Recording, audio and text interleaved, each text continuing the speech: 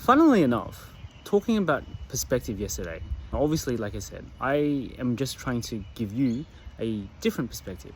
However, I did mention that people can't deal with how other people think or what they do.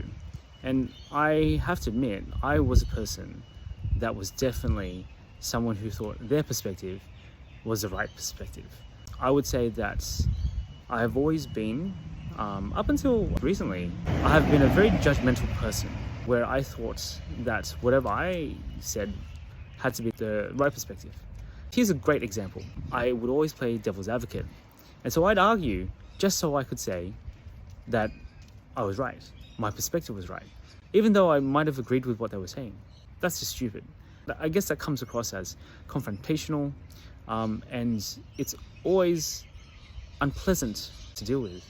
I had always thought that I was the smarter person in the room, that I knew my things. I guess it was just a shield to shield my insecurity, really, with not being the smartest person in the room and having all that ego and bravado.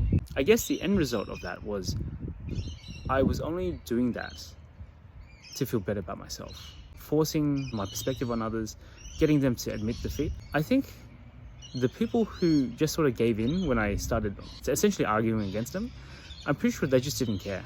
They didn't care to argue, they didn't care to continue conversation with me. I guess I deluded myself that I had won and that I was awesome. Thinking back now, that was very far from the truth.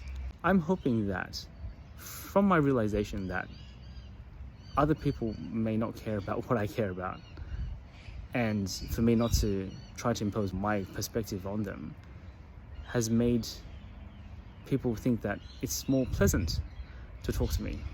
I'm still working on that.